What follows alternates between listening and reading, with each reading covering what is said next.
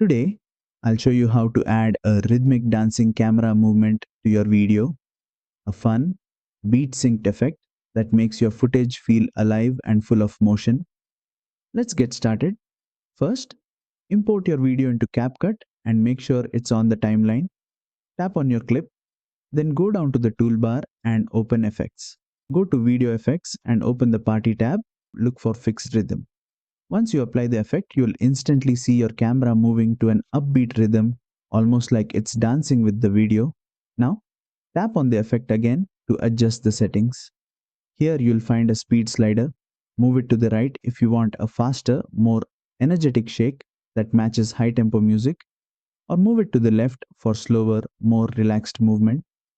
Play it back and see how the camera perfectly follows the rhythm. It's a great way to bring life and energy into your edits, especially for dance videos, performance clips, or music syncs.